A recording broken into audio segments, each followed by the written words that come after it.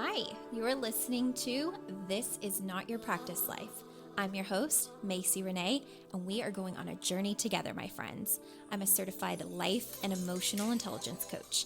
And if you really want to step into your highest self, there are a few non-negotiables you're going to have to learn, and I am just the person to help you do it. No matter your past, I'm here to help you create a more fulfilling future. So stick around with me. Not only will I teach you how to navigate your brain's daily mind drama, but I'll help you actually understand your mind, your emotions, why you do the things you do, and why others do the things they do. Most importantly, I'll help you build the self-awareness skills to create whatever results you want. It's never too late to change the trajectory of your life. After all, this is not your practice life.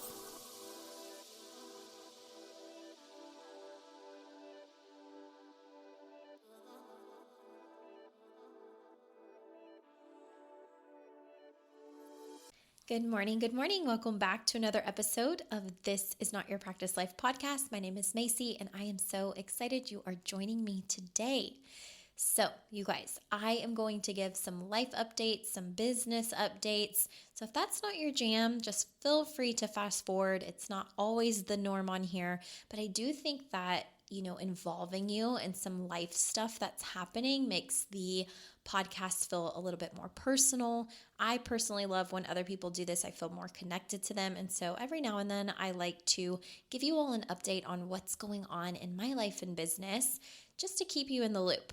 So I just got back from Dallas, Texas. I was there for the Life Coach School Mastermind. That is the certification that I received for coaching in 2021.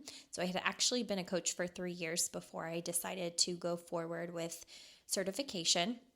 And the reason being is, for anybody that doesn't know, coaching is not a regulated industry the same way that like nursing is, or being a doctor or a teacher or a lawyer. We don't have the same kind of bodying or governing body in this field, which is both amazing and it's not so amazing sometimes, and it's okay.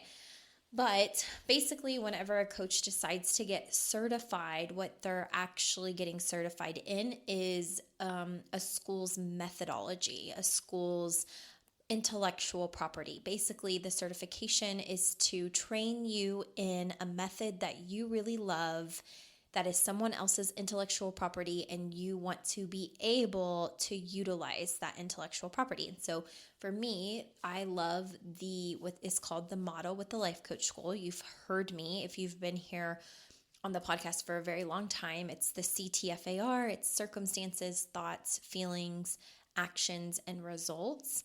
And it's just one of so many methods that I teach my clients because I think it's very powerful for them. So anyways, every year they do a mastermind, and a mastermind is basically where all of the coaches that have certified at the school come together, and it's this big event. They have a lot of trainings and speakers, and you mingle with everybody, you meet new people, you reconnect with the people that you've known or that you know, and it's just this amazing 2 days to reconnect and just fill your cup in a multitude of ways. So I went to my very first one last year, and it was incredible. I watched so many people cross the stage and be celebrated for the amazing things that they were doing in their business. And then it made me set a goal in my business that I wanted to be able to walk across stage. But it's so funny. I was telling this story on my Instagram that the way that you get on stage, the bare minimum is you have to be a 6-figure earner in your business. And last year in April of 2022, I had not yet hit that milestone. And it's funny because when the owner of the Life Coach School, or the creator of the Life Coach School, Brooke Castillo, got on stage, she said, "Who's going to be on stage next year?" And I couldn't get myself to fully raise my hand. So one of my dear colleagues that I went through certification with raised my hand for me and basically looked at me sideways and was like, "Macy, what in the world? Why aren't you raising your hand? Of course, you can be on stage next year." And I didn't fully believe her at the time, but I got really curious with myself as to why I wasn't raising my own hand. Because there was a part of me that obviously wanted to be on stage. The conscious part of me wanted to be on stage, but the subconscious part of me, there was something holding me back from really wanting it. Long story short, I did some introspective inner work whenever I got home and was very curious with why I was holding myself back on this amazing goal. And it came down to something so silly, you guys, as to I didn't want to have to speak on stage at the mic. Because usually there are thousands of attendees there in person and virtually. And I have a fear of public speaking, which you may not know or may not believe because I do the podcast and you all see me show up on social media. But to get in front of a live audience and speak terrifies the crap out of me. So I realized that the only reason I didn't want to really hit bigger goals in my business, and the reason I had been playing really small and holding myself back for so many years in my business, was because I didn't really want to be on stage and be acknowledged or have to speak to anybody. So silly. So it's funny because last year they didn't even make any six-figure coaches speak because there were so many, they would have never had the time. So basically all of the award winners just went up on stage, grabbed their award, posed for a photo, and then they got off stage. And I told myself throughout the year, you might as well go for your goal because you'll never have to speak on stage. Well, can you guess what in the world happened this year? Of course, I get to mastermind. I get the little card whenever I get done with registration that says that I get to I qualify for the award. And so I'm excited. And immediately I go into kind of some panic thinking I don't want to speak on stage. And so it's funny because I started asking all of my colleagues that I both work with and that I was in certification with. I'm like, I won't have to speak at the mic, right? Because there's just way too many people. And they're like, oh yeah, you never have to speak at the mic. There's just so many six-figure earners at this point. Nobody ever has to speak. So I thought, okay, cool. And I had calmed myself down. Well, sure enough, day one, within an hour of the CEO, or not the CEO, the owner of the school, Brooke, speaking, she says that this is the last year they're ever doing the Tiffany & Co. Awards. They've been doing those for 9 years.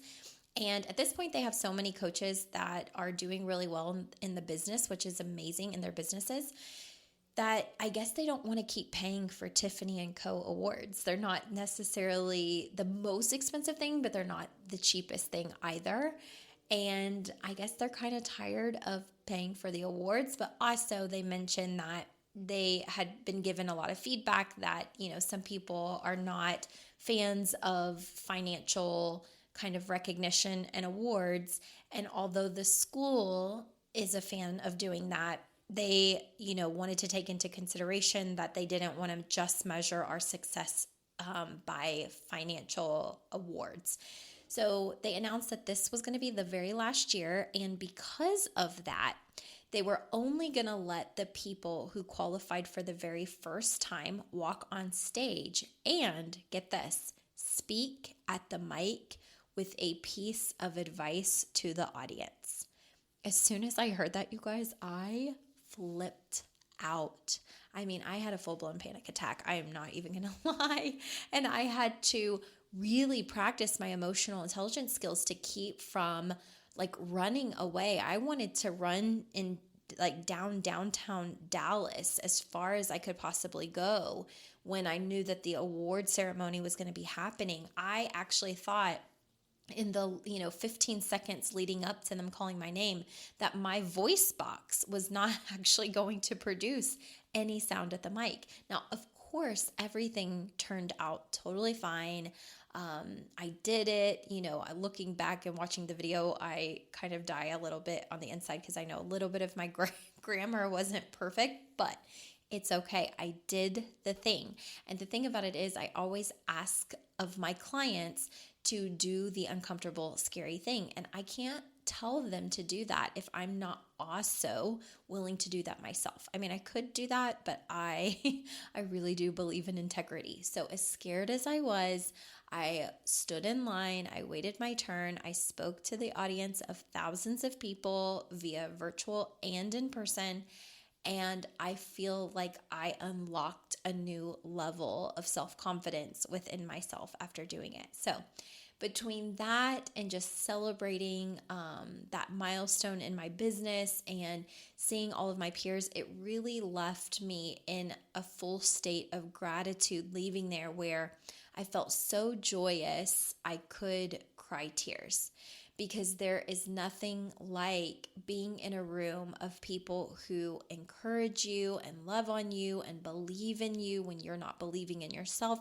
It's just invaluable. And it was really sad because they announced after 9 years of doing in-person mastermind that this was going to be the very last one, and that the school is no longer doing any in-person mastermind events. And I think all of us were really devastated, because community, when you are growing as an individual, is such a beautiful big thing. And it reminded me of why, as hard as it is, like for my program that I've just recently launched, my newest one, the hybrid experience, as hard as it is to plan the event and as stressful as it is, to give that community to my clients is invaluable. And they don't even know, because the retreat for them is this coming week, which is the second thing that I wanted to talk about. But all of this to say, those rooms are so powerful, and now mine have been ripped away from me, but it has made me more determined to create those rooms for myself, to insert myself somehow into more powerful rooms, because it's such a vital piece of growth. I truly, truly believe that the rooms that we put ourselves in and the people we surround ourselves by when we're growing at all levels really does matter. And how funny is this, you guys? Whenever they opened up this event with thousands of people, wouldn't you know it was called the hybrid experience? Interesting, right? At first I was like, are you serious? And then I thought, oh my gosh, if there was ever a sign that I'm on the right track, literally this feels like the thing. It was the craziest thing ever. So all of this to say, this week I'm so excited. Actually, tomorrow I get on a red eye. I'm flying down to Florida, and I am going to be getting everything ready and together for the women who are coming on this retreat. I am so excited. I was looking back at my photos and my history on my phone. And for me, the hybrid experience program, which is my 6-month advanced emotional intelligence program, I started creating that in August of 2022. So this has been such a long time coming. I mean, my family and friends have been asking me for like a year, when's the retreat again? When's the retreat? I feel like you've worked on this forever. And they're so right, because it's been over a year to actually create and work on the execution to allow this program to be what it is for my clients. It's the hardest thing, the hardest program I have ever created in my business. And it's also been one of the most rewarding because of how it has made me grow and how I have watched the clients in this program grow. So if you're looking for an advanced emotional intelligence program where you're really wanting to get out of your own way, you know you have limiting beliefs and stories, you don't follow through on the things that you want to follow through on because you start to feel discouraged, or you don't feel motivated, or people don't believe in you, or you doubt yourself, you're your own biggest enemy. This is such a valuable room to put yourself in. And I will just say, if you're not following me on social media, make sure that you do. If you're not on the Hybrid Experience VIP email list, make sure you get on there. You can find that on MacyRenee.com under the Hybrid Experience tab. And just follow along, because this is going to be something that you watch happen after over 1 year in the making. And the second round is in current enrollment. So you can enroll to join us in the next round until September 23rd. So you've got, as of right now, about 12 days to join us, and there are 13 spots left, and we would absolutely love to have you. There are also still VIP spots available, and if you choose that package, you get some bonuses. You get to come to the retreat early. We're going to go on our yacht ride. We're going to have a private chef for the yacht ride. It's going to really help you kind of step into that highest self version of you. So if you want to spoil yourself in that way, definitely do that. There are spaces open for you to do that. But if you just want the regular enrollment as well, trust me, that's amazing as well. So we would love to have you in there, and I can't wait to show you all of the things that happen at the retreat. All right, so we're going to spend the next few minutes just talking about something that has come up for a few different people. So I got a message a few days ago with someone asking me basically how to handle the situation. So I'm just going to give you the gist of it and some of the details that she shared with me. And it's just so interesting because I was also coaching a client who had just some similar things coming up. And it's perfect timing because I feel like if it's coming up for one, it's coming up for two, it's something that needs to be addressed as a whole on the podcast. So I'm going to kind of skim through this message and share with you some of the major key points. This person had told me that they listen to like most of my podcast. Okay, so most of the episodes they have listened to, and that's really helped them a lot. But what they were struggling with most is that every morning it felt like it is on her, it's her responsibility to keep everyone on task, get her boyfriend up for work, which is not an easy thing, get several kids of different ages up and ready, take care of the 3 dogs, and if the kids don't help take care of them, which is a part of their responsibility, then the dogs are messing on the floor. And, it just ends up stressing this mom out to no end, okay? And it affects her all day. But she also said it doesn't seem like anyone else seems to notice or care. And, by the time she's getting her youngest one or, some of the younger ones on the school bus, there's a lot of kind of crying and chaos, and she's cooking and she's trying to keep everyone on task, but she is running her own business, working full time, and feeling like she might just lose her mind. Okay? And so here are some things that I want to address in this because, as I said, it has come up in different ways for some different people. Even a client of mine, we were talking about this morning, and the thing that I want to tell you is that the brain is really sneaky in that it believes that we have a lot more that we're responsible for than we actually really are. So what do I mean by this? What I mean is that you may say, it is my responsibility to make sure so-and-so gets up for work, make sure that their lunch is packed, make sure that the kids are up for school, make sure that all of the animals are out, make sure that, the dishes are done and the food is cooked and the this and the that and the this and the that. And we'll go on and on and on. And a lot of times we take a lot of responsibility for other people in our life, including grown adults. And so what I mean by saying that the brain believes that it's responsible for way more than is true is that you actually are not responsible for the behavior of other people and the consequences that follow, specifically adults, right? So for instance, if you're like, I have a partner that loves to sleep, and if I don't wake them up in the morning, they won't wake up.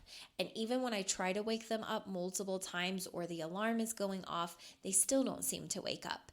And if I can't get them up, they're going to be late for work. They're going to miss. They're going to get in trouble. They're going to get fired. And I'm really stressed about that. When I hear things like that, first of all, here is the thing. You're robbing them of their responsibility and their ability to be very independent in what they're doing in their life. Okay? That is not your responsibility ever to do. But here's what I want to say about that. With it not being your responsibility, you can choose to make it your responsibility. So it's not that it is absolutely matter of fact something you have to do. It is something that you're choosing to do. And there can be different reasons you're choosing to do it. You might be choosing to do it because you feel like you want to be kind and considerate and helpful.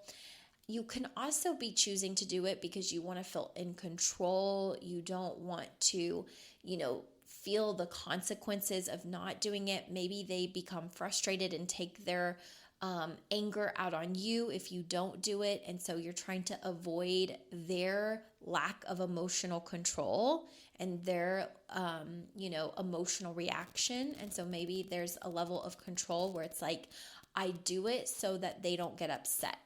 I do it so that they will go to work on time, because if they don't, I fear that they will get fired and they won't be able to help me with the bills, and then I'll be more stressed. Like, there are so many reasons why we may choose to be responsible for things that we actually don't have to be responsible for.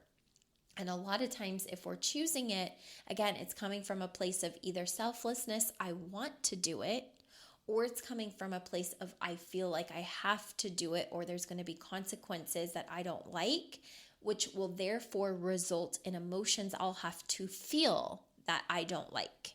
Okay? And I just want you to get clear on which one you're choosing from, because it's not my place to judge how you make your decisions in your life or what you choose to be responsible for. There's no judgment there. But something that I tell my clients is that in whatever decisions you choose in your life, you should love your reasons. Love your reasons for why you're doing it. And if you're burnt out and you're exhausted and you feel like no one really cares and no one seems to notice, you probably don't love your reasons for why you're choosing to take on so much responsibility that actually isn't yours.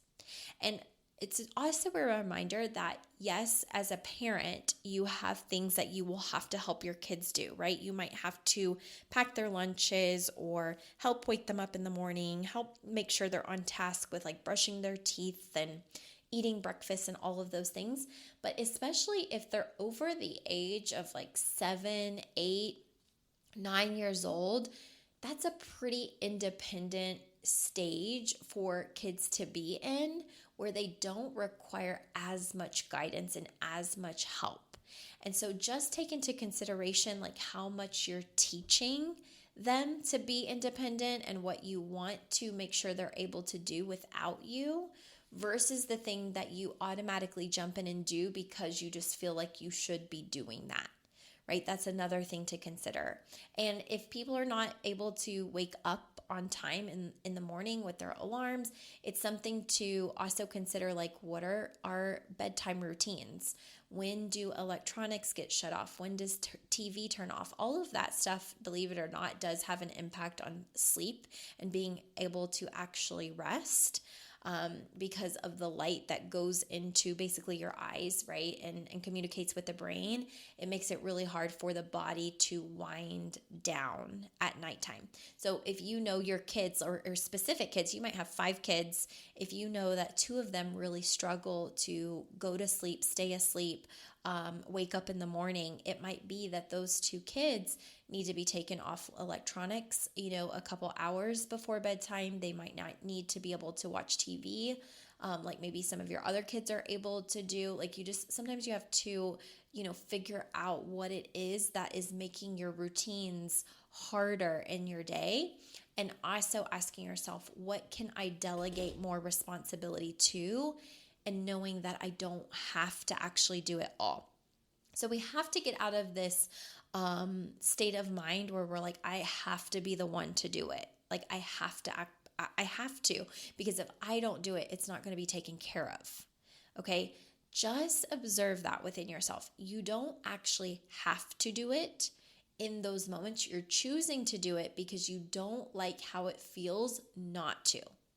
And again, it may be, I don't like how it feels not to do it because so and so gets mad at me, or it feels even more chaotic, or we start to fight, or people are late, or etc., etc., etc. Okay? So if you're going to, step up and do a lot for the people in your life, make sure it's coming from a place of, I want to do this and I'm not depleting myself in the process. And they're not relying on me to do it. Because at the end of the day, you're only one human being. And a lot of times, women especially, we get into this role where we're doing it all and we're taking care of everybody. And then we're on the back burner. We're the last ones that, are taking care of ourselves. And then we become resentful. We become tired. We become burnt out. We're overexhausted. We're upset more frequently. We're stressed out. And then that impacts our health overall, our mental health, our emotional health, our physical health, our overall well-being. And it's something that we have to work on, especially as women, is to know that it's not selfish to ask for help. It's not selfish to, release some of the responsibility and put some of that back into the hands of others.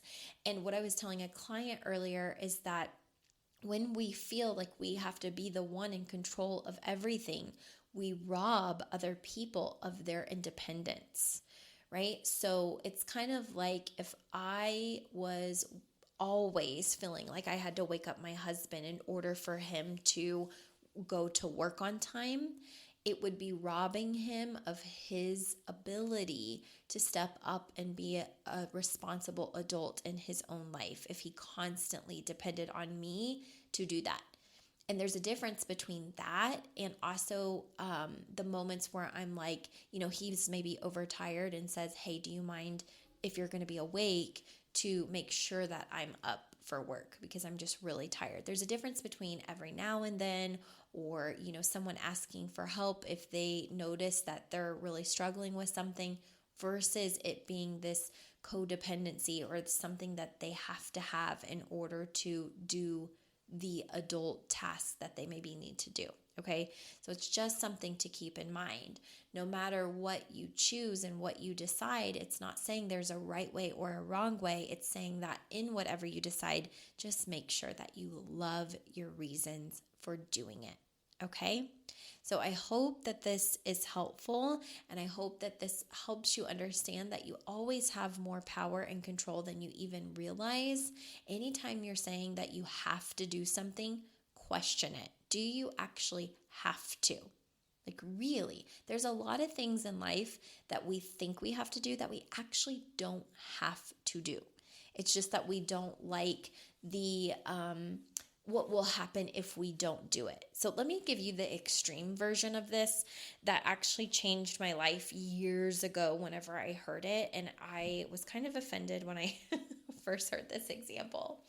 But it made so much sense. So I was listening to a coaching call within the life coach school. I think it was the owner, Brooke Castillo, who was coaching a woman that was very burnt out, very overwhelmed, just felt super stressed and frustrated with everything that she was doing as a mom. And actually, she was divorced and her kids spent half the time with her and half the time with her ex.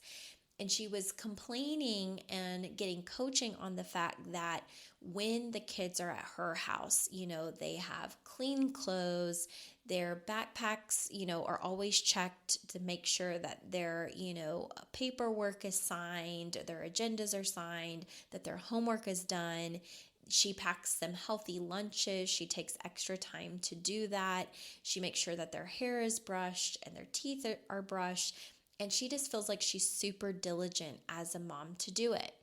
And then she would notice that with her ex, he was putting like gummy worms, right, in their lunch and juice boxes and chips, and that they weren't really getting a healthy, nutritious meal. And she didn't know if their teeth were being brushed or their hair was being brushed, and, if their clothes were actually being washed. And so she was really in a high state of stress because she was wanting to control the whole situation with her ex. She wanted to make sure that the care that she gives her kids when they're with her was the same care that she was going to get with her ex. And she basically was doing a lot of extra, like sending clean clothes over to, his house, and trying to take extra snacks and things like that and extra lunches and send them over to his house to make sure that she was controlling as much as she could based on the experience she wanted her kids to have. And as a result of doing it, she was very burnt out. She was very frustrated. She was very resentful because her ex was like, it's no big deal. Like, I will take care of them the way that I want to when I have them, and you can take care of them the way you want to when you have them. And that's not what she wanted. So she was just in a full state of, I hate this. I hate him. I, hate it for my kids. I don't like it. He's such an asshole, blah, blah, blah, blah, blah, blah, blah. And so she was like, if I don't, I have to do it. If I don't do it, they're not going to have clean clothes. I have to do it. If I don't do it, they're not going to have healthy lunches. If I don't. And basically the coaching that she received, because coaching is not meant so much to give advice, right? Coaching is to help you see the limitations that exist in your brain and what other options are available to you when you have an open mind. It's not to say you have to use those options.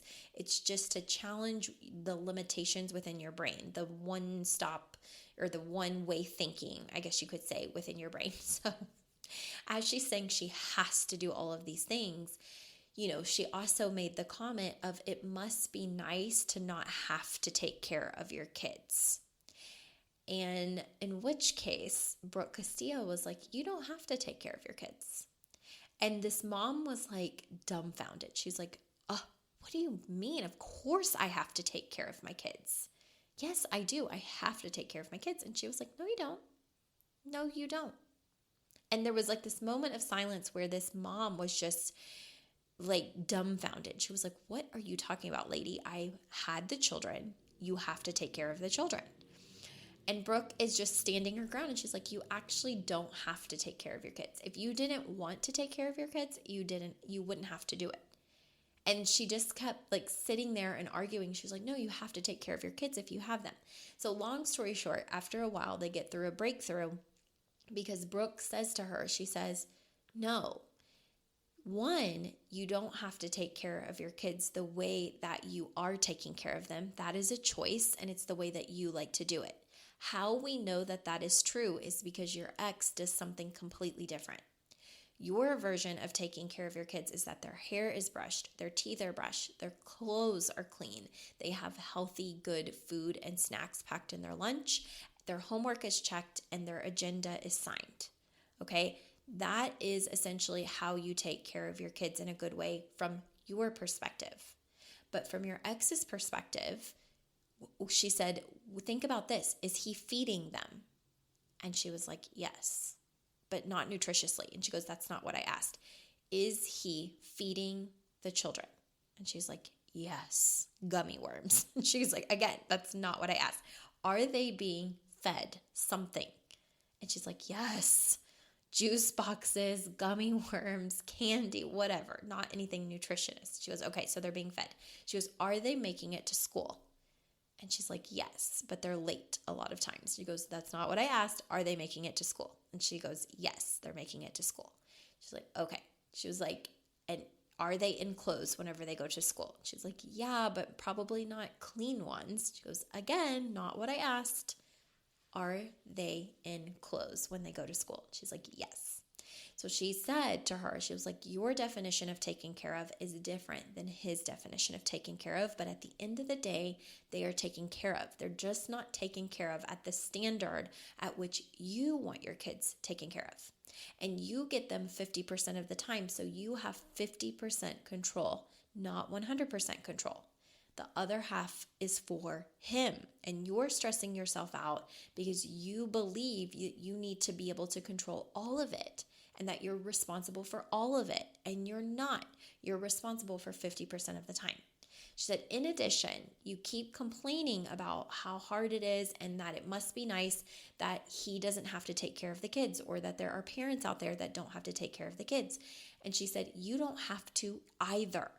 And the way that we know this is true is because there's a bunch of little safe place boxes at hospitals, at firefighter stations, and police stations where you could at any point decide you didn't want to take the responsibility of being a parent and drop them in the safe place at McDonald's or wherever they are. And she said, and people do this, right? People do this all the time. There are children that end up at hospitals because parents call in and say, I don't want the responsibility of being a parent anymore. I don't want to do it. And the reason that this resonated with me is because my background, if you're new here, is in pediatric occupational therapy. And I actually spent 3 months working at Nationwide Children's Hospital in Columbus, Ohio, as a part of earning my master's degree. And while I was there were actually, I can count probably, on one hand, cases where parents called in and said, I don't want to be a parent to this child anymore, and turned them over to social work. So I actually saw this happen where parents who no longer wanted it to be their responsibility made a phone call or dropped their child at the safe place, and they became a part of the system. Okay. And so while you may be triggered by this because it's like, oh my gosh, I can never imagine doing this, just remember that it is still a choice for you. It is a choice that you are choosing, and you're choosing because you love your children. You're choosing because you want to make sure that they're taken care of. You're choosing all of that responsibility for them because you want to be. So whenever your brain offers, it must be nice not to have to, right? Remember, you actually don't have to. You truly don't have to. You are choosing to because of the love you have for your children. And sometimes when you just reframe it that way, where it's like, oh, I actually don't have to do this.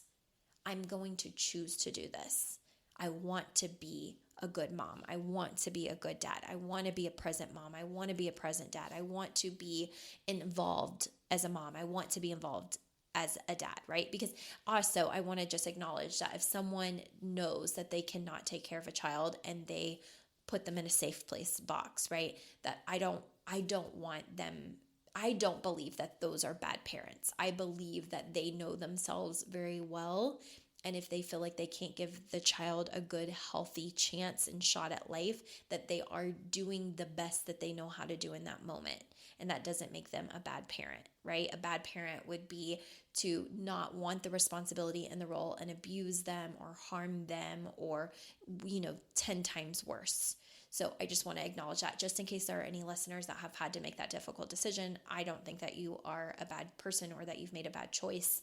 I think that you've done the best that you can with what you have in that moment, and that's okay. Okay. So I hope that this episode helps you if you have been feeling a lot of the stressors at life. Just remember that when your brain tries to offer anything about I have to be doing something, it's my responsibility. If I don't do it, no one else will do it. You actually don't. So you're choosing it, and you have to ask yourself, do I love my reasons for choosing it? And if you don't, set boundaries. And if you need a reminder of how to set really good boundaries, listen to my episode for the love of boundaries. I think it's episode 3. It's really early on in the beginning of the podcast, but it's very helpful. So set boundaries with people. I'm not going to keep waking you up. If you need to be woken up more than once, like that's on you, right? Or I'm going to stop waking you up. You need to start setting an alarm. That's on you. Like figure out what your boundaries are if you don't love your reasons for why you're choosing to take on the responsibilities that you are. Okay? All right, you guys. I will see you on social media. I'm so excited to show you all things retreat, all things hybrid experience. If you have any questions about it, let me know. Remember, enrollment is open from now through September 23rd, and then it closes. There are 13 spots left. We would love to have you in there. And if you have any questions, reach out as soon as possible, and I will make sure to take care of you. Bye. Hey there. Thank you so much for joining me on today's episode of This Is Not Your Practice Life podcast. If you'd like to connect on social media, you can find me on both Instagram and Facebook at Macy Renee Coaching. And if you want to stay up to date on all of my offers, announcements, and inspirational emails, you can join my email list at macyrenee.com. In addition, if there's a way that I can further support you in your coaching journey, you can schedule a free 60-minute consult at macyrenee.com anytime you want so we can discuss the best options for you. I look forward to seeing you next week, and I hope you have an amazing day. Bye.